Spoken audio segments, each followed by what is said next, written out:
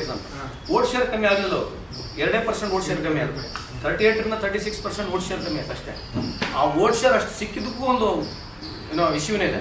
ಅವ್ರು ಸ್ಕೇಪ್ ಆಗಿರೋದು ಬಿಹಾರ್, ಒಂದು ಒರಿಸ್ಸಾ ಕೈ ಹಿಡಿತ್ತು. ಯಾಕಂದ್ರೆ ಮಹಾರಾಷ್ಟ್ರ UP ಕೈ ಕೊಡ್ತಾವ್ರಿಗೆ. UP ನೋಡಿ 33 ಸೀಟ್ಸ್ ಇದ್ದಾರೆ. ಮಹಾರಾಷ್ಟ್ರನು ಸಿಂಹಪಾಲು ದೇ ಡಿಡ್ ನಾಟ್ ವಿನ್.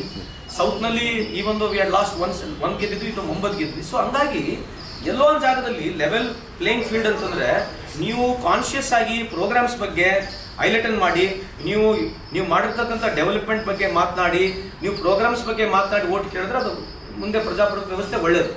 ನೀವು ಅವ್ರು ಮಾಡ್ತಾ ಇರ್ತಕ್ಕಂಥ ಶೈಲಿಗಳು, ಅವ್ರು ಮಾತನಾಡ್ತಕ್ಕಂಥ ಭಾಷಣಗಳು, ಇಶ್ಯೂಗಳು, ಅವರು ಅಧಿಕಾರದಲ್ಲಿದ್ದು ಬೇರೆ ಟೀಕೆ ಮಾಡ್ತಕ್ಕಂಥದ್ದು ಇದು ಯಾವುದು ಪ್ರಜಾಪ್ರಭುತ್ವ ವ್ಯವಸ್ಥೆ ಸರಿಯಾಗ್ತಕ್ಕಂಥದ್ದು ಕೆಲಸನೇ ಅಲ್ಲ. ಇವತ್ತು ನಾನು ಅಧಿಕಾರದಲ್ಲಿದ್ದಾಗ ನಾವು ಹೋಗ್ಬಿಟ್ಟು ನಮ್ಮ ಪ್ರೋಗ್ರಾಮ್ಸ್ ಬಗ್ಗೆನೇ ಮಾತನಾಡಿದ್ವಿ. ಲಾರ್ಜ್ಲಿ ನಾವು 70% ನಾವು ಯಾರೇ ಮಾತನಾಡಿದ್ರು 80% only set that what programmes we have done. Sometimes ಜನ ಓಟ್ ಹಾಕ್ಬೋದು, ಓಟ್ ಹಾಕ್ಲಿಕ್ಕೆ ಅದು ಬೇರೆ ವಿಷಯ. ಪ್ರೋಗ್ರಾಮ್ಸ್ಗೆ ಜನ ಓಟ್ ಹಾಕಿ ಗೆಲ್ಲಿಸಬೇಕೆಂಬುದೇನು ಪ್ರಜಾಪ್ರಭುತ್ವ ವ್ಯವಸ್ಥೆ ಆ ಥರ ಇಲ್ಲ.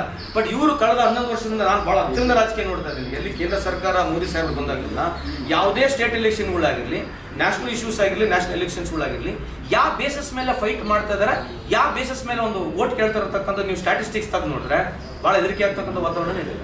ಅಂದರೆ ಗ್ಯಾರಂಟೀಸ್ ಅದನ್ನ ಬಿಡಿ, ಅದು ನಾವು ಗ್ಯಾರಂಟಿ ಸ್ಕೀಮ್ಗಳನ್ನ ಈ ಬಾರಿ ಜನ ಮುಂದುವರಿಸಿ ಅಂತ ಒಂದು ಸಂದೇಶ ಕೊಟ್ಟಿದ್ದಾರ, ಅಥವಾ ಗ್ಯಾರಂಟಿ ಸ್ಕೀಮ್ ನೀವು ರಿವೈಸ್ ಮಾಡಿ ಅಂತ ಸಂದೇಶ ಈ ಬಾರಿ ಕೊಟ್ಟಿದ್ದಾರೆ ಸರ್? ನಾನು ನಿಮ್ಮ ಜೊತೆ ಅಗ್ರಿನೂ ಆಗ್ತೀನಿ, ಡಿಸ್ಅಗ್ರಿ. ನಾನು am very strong advocating. Sometimes programme is not necessary winning. Sometimes perception ಕೂಡ ವಿನಿಂಗ್ ಆಗ್ತದೆ, ಸಮ್ಟೈಮ್ಸ್ ಅಡ್ಮಿನಿಸ್ಟ್ರೇಷನ್ ವಿನಿಂಗ್ ಆಗ್ತದೆ, ಸಮ್ಟೈಮ್ಸ್ ಕಾಂಟ್ರವರ್ಸಿನೂ ಹೆಲ್ಪ್ ಆಗ್ತವೆ. ಈ 3 ಎಲೆಕ್ಷನ್ ಬಿಟ್ಟು ನಾನು ಜನರಲ್ ಆಗಿ ಮಾತಾಡಿದ್ವಿ. We were talking about Maharashtra. But as far as this 3 assembly ಇರ್ತಕ್ಕಂಥದ್ದು, ಒಂದು ಸರ್ಕಾರ ಇರ್ತಕ್ಕಂಥ ಒಂದು ಅಡ್ವಾಂಟೇಜ್ ಯಾವಾಗಲೂ ಇರ್ತದೆ. ಎಲ್ಲ ರೂಲಿಂಗ್ ಪಾರ್ಟಿಗೆ ಸರ್ಕಾರ ಇರ್ತಕ್ಕಂಥ ಅಡ್ವಾಂಟೇಜ್ ಇರ್ತದೆ. I am admitting to it. Apart from that ಅವ್ರಿಗೆ ಲೆವೆಲ್ ಪ್ಲೇಯಿಂಗ್ ಫೀಲ್ಡ್ ಇತ್ತು. BJP had a level playing field. It was not a level playing field because ನಮ್ಮಲ್ಲಿ 3 ಕ್ಯಾಂಡಿಡೇಟ್ಗಳು ನೋಡ್ರಿ ಸ್ಟ್ರಾಂಗ್ ಇದ್ದಾರೆ. ಯಾರು ಬೊಮ್ಮಾಯಿ ಸಾಹೇಬ್ರ ಮಗ is powerful, is capable enough. ಇಲ್ಲಿ ಕುಮಾರಣ್ಣ ಅವ್ರ ಮಗ capable enough. We fought against home. One of the awards ನಾವು ಫೈಟ್ ಮಾಡಿ ಗೆದ್ದಿದ್ದೀವಿ.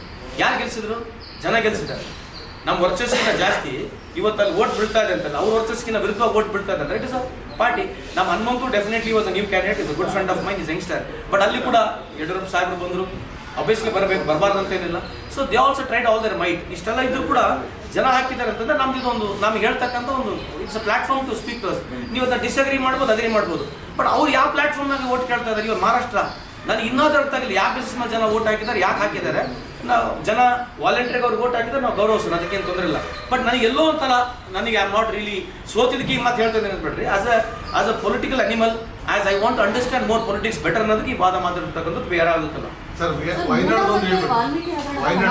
ಸಂಡೂರಿನಲ್ಲಿ ಸುರಿಸಿದ್ದಾರೆ ಅಂತ ಜನಾರ್ದನ್ ರೆಡ್ಡಿ ಅವರ ಆರೋಪ. ಅಲ್ಲ, ಆರೋಪ ಮಾಡೋದಕ್ಕೆ ನಾವು ಅದಕ್ಕೆ ನಾನು ಇಮಿಡಿಯೇಟ್ ಆಗಿ ಜಸ್ಟಿಫೈ ಮಾಡಕ್ಕೆ ಬರಲ್ಲ. ಈಗ ದುಡ್ಡು ಸಂಪೂರ್ಣ ವಾಪಸ್ ಬಂದ್ಬಿಟ್ಟಿದೆ. ಈಗ ಅದ್ರ ಬಗ್ಗೆ ಅವ್ರು ಹೇಳಲ್ಲ. ಆರೋಪ ಮಾಡೋಕ್ಕೆ ಆರೋಪ ಮಾಡ್ತಕ್ಕಂಥದ್ದು ಇದೆ, ಅದು ಮುಜುಗರ ಆಗಿದೆ. ಒಂದು ಸಂದರ್ಭದಲ್ಲಿ ಅದನ್ನೆಲ್ಲ ಒಪ್ಕೊಳ್ತೀವಿ. ಅದು ತನಿಖೆ 3 ತನಿಖೆ ಏಜೆನ್ಸಿ ನಡೀತಾ ಇದೆ. ಇನ್ನೂ ಒಂದು 3-4 ತಿಂಗಳಲ್ಲಿ ಸತ್ಯತೆ ಬರುತ್ತೆ. ಅದು ಐ ಥಿಂಕ್ ಅವ್ರ ಆರೋಪಗಳನ್ನ ಜನ ಒಪ್ಕೊಳ್ಳಿಲ್ಲ ಅಂತ ಹೇಳ್ಬೋದು. ನಾವು ಈಗ ಗೆದ್ದಾದ್ಮೇಲೆ ಏನು ಹೇಳಿದ್ರು ಸರಿ ಅನಿಸುತ್ತೆ, ಸೋತ್ನ ಕೂಡ ಎಲ್ಲನೂ ತಪ್ಪಾಗುತ್ತೆ. ಬಟ್ ನನಗೆ ನನ್ನಿರ್ತಕ್ಕಂಥ ಈ ಅಡ್ವೊಕೇಸಿ ಈ ಥರ ಹೇಳ್ಬೇಕಂತ ನನ್ನ ಅಭಿಪ್ರಾಯ. ಸರ್, ವಯನಾಡ್ದು ಎಕ್ಸ್ಪೆಕ್ಟೆಡ್ ಪ್ರಕಾರ ನಿಮಗೆ ಪ್ರಿಯಾಂಕಾ ಗಾಂಧಿ ಅವರು ಅಥವಾ ಪ್ರಿಯಾಂಕಾ ವಾದ ಅವರು ಲೀಡಿಂಗಲ್ಲಿ ಇದ್ದಾರೆ. ಅದು ಎಕ್ಸ್ಪೆಕ್ಟೆಡ್ ಇತ್ತು ಅಲ್ಲಿ. ಬಿಕಾಸ್ ರಾಹುಲ್ ಗಾಂಧಿ ಅವರು ಸುಮಾರು ಭಾಳ ದೊಡ್ಡ ಲೀಡ್ನಲ್ಲಿ ಗೆದ್ದಿದ್ದು. ಅದೇ ಲೀಡ್ ಅಥವಾ ಅದಕ್ಕೆ ನೆಕ್ಸ್ಟ್ ಲೀಡ್ ಆಗ್ತಕ್ಕಂಥ ಸಾಧ್ಯತೆ ಅಂತ ಇತ್ತು. ಈಗ ಎಷ್ಟು ಲೀಡ್ ಆಗಿದೆ ಗೊತ್ತಿಲ್ಲ.